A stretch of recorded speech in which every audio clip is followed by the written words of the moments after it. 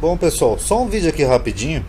Um rapaz postou no grupo lá uns textos sobre paz e segurança de Tessalonicenses. E como eu nunca tinha falado disso no canal, eu achei interessante fazer um vídeo bem rapidinho aqui, só para poder mostrar como é interessante, né, você entender as expressões da época e o que elas significavam na época. Que nem eu falo muito aqui nesse canal, né, a Bíblia não foi escrita na nossa época. Eu não posso interpretar tudo como se tivesse sido escrito em português de 2020.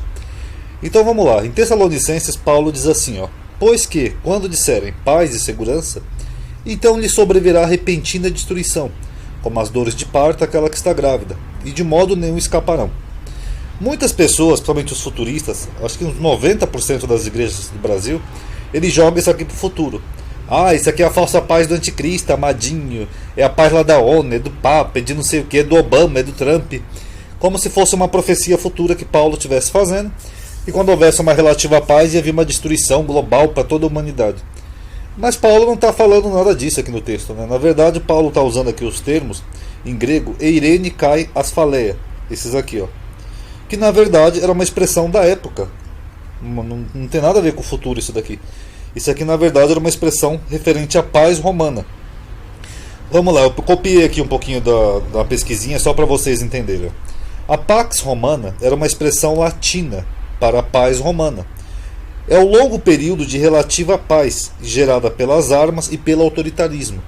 Então o que é isso daqui? Era uma paz que os romanos impunham pela força, pela violência. Ou seja, para o Império viver em paz. Experimentado pelo Império Romano, que iniciou-se quando Augusto, em 28 a.C., declarou o fim das guerras civis, e durou até o ano da morte do imperador Marco Aurélio, em 180 d.C. Este termo, paz romana, enquadra-se historicamente nos dois primeiros séculos do Império Romano, instaurado em 27 por Otávio, e neste período a população romana viveu protegida do seu maior receio, ou seja, as invasões dos bárbaros que viviam junto das fronteiras, os limes. A paz romana, então, era só uma expressão da época, uma expressão que já era usada na época, possuindo um sentido de segurança, era que nem o marketing dos romanos. Ordem e progresso para todos os povos dominados por Roma. Então Roma conquistava um povo e Roma colocava a sua romanização naquele povo, né? E instituía um tipo de paz romana. Tem maior expressão nas dinastias imperiais dos Flavianos, né? Dos Flávios e dos Antoninos. Plínio, o historiador do primeiro século, né? O velho, não o jovem, ele realçava já a imensa majestade da paz romana, essa dádiva dos deuses que parece ter trazido os romanos ao mundo para iluminar. De fato, a aventura conquistadora dos romanos nasce com o fim das guerras púnicas, uns 2 séculos antes de Cristo, eliminado que estava o maior inimigo e potencial entrave para o domínio romano em torno do mar Mediterrâneo. As conquistas sucedem-se da Península Ibérica, ou seja, lá da parte lá da Espanha, Portugal, a Anatólia, entre 58 a 51 a.C., até a Gália, é submetida por Júlio César. Gália já é a região da Itália, Grécia, etc., que submete também a Germânia, renana. Então era isso daqui que os romanos faziam. Eles conquistavam toda essa Europa, desde aqui da Península Ibérica até a Gália, até aqui os entornos do mar Mediterrâneo, norte da África, e eles impunham através da força uma paz romana. Ou seja, eles conquistavam e através da força e romantização eles mantinham aquele lugar em paz. Então é disso que Paulo está falando. Paulo não está falando de nenhum anticristo global, de futuro, nada disso. Ele está falando da paz romana. Por isso que ele usou aquela expressão eirene kai, deixa eu ver aqui, asphaleia, essa daqui, ó, tá? Que era simplesmente uma expressão que as pessoas do primeiro século, da época dele, entenderiam. Para além de transmitir elementos da cultura, religião e língua, né, um tipo de helenização às regiões onde se fixavam as guarnições militares, bem como a criação de condições favoráveis para o desenvolvimento das economias locais. A sua presença impunha um respeito e aceitação incondicional da soberania de Roma. Então eles traziam um certo progresso, impondo cultura, religião, língua, etc., até melhoria econômica, mas as pessoas tinham que ser submissas a Roma, ou seja, a paz romana. Era isso que era a paz romana que Paulo estava falando. Era uma paz armada, ou seja, com soldados, com espadas, com tudo, e atingível apenas com a presença de legiões, dos soldados romanos.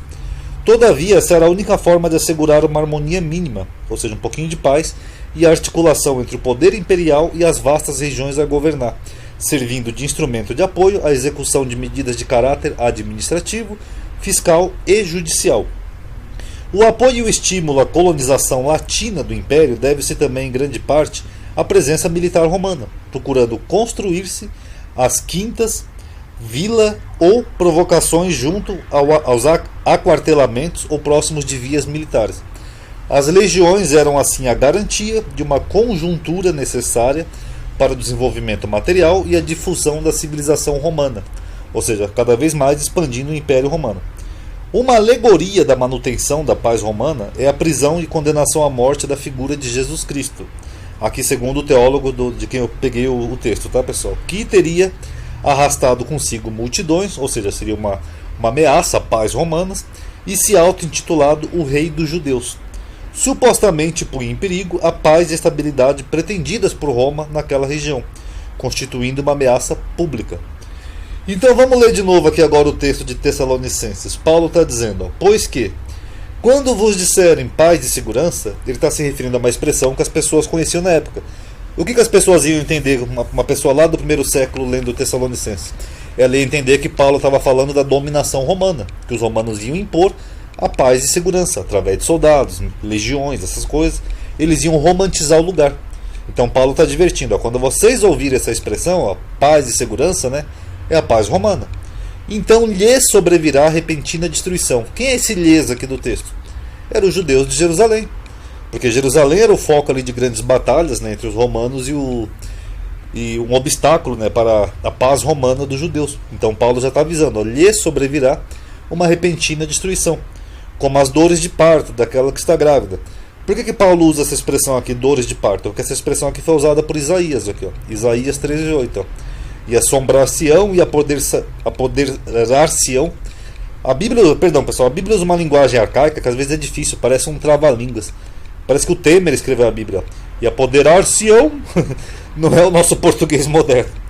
Deles, dores e ais, ou seja, inclusive o Apocalipse, né, fala dos ais também. Então Paulo usa essa expressão aqui, dores de parto, ó, que nem Isaías, que é uma referência que Jerusalém sofreria como uma mulher com dores de parto sofre, ok?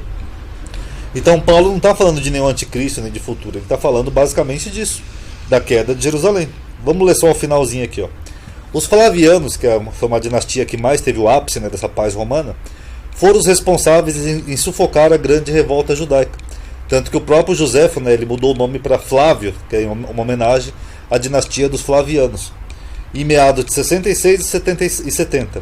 O general Vespasiano, né, junto com seu filho Tito, ele iniciou a repressão romana. Isso era a paz romana. Era uma repressão romana, onde eles impunham com violência o romanismo sobre o lugar, que era um tipo de helenismo, qual comandou até ser nomeado imperador pelos exércitos das províncias da Judéia e Egito em 1º de julho de 69, deixando seu filho Tito Flávio, futuro imperador, aos comandos das legiões. Este cercou e capturou Jerusalém em 70 depois de Cristo. 1,1 milhão de judeus foram mortos. Isso era a paz romana.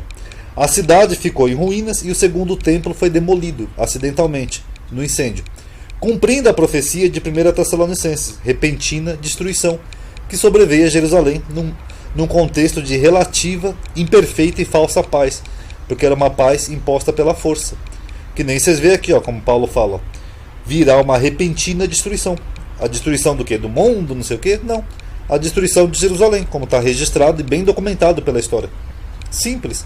Então, que nem eu já falei aqui em 500 vídeos no canal, é importante a gente saber, pessoal, as expressões que se usavam na época. Até dei alguns exemplos. Por exemplo, se eu for trocar o pneu de um carro e eu precisar de um macaco, uma geração futura que não conhece o português pode achar que eu estava procurando um animal macaco para trocar o pneu do carro. Mas não, eu estou usando uma expressão na minha época que eu sei que um brasileiro vai entender. A mesma coisa que a Bíblia. Paulo está usando uma expressão que ele sabe que os leitores da época para que ele está direcionando a carta entenderiam. Tanto que essa carta dele foi escrita antes do ano 70, antes da destruição de Jerusalém, tá? Então quem quiser saber mais sobre paz romana, vocês vão ter um material muito vasto aí na internet para pesquisar. Esse vídeo é só um esbocinho rapidinho porque eu gostei do tema que eu não abordei no canal, ok?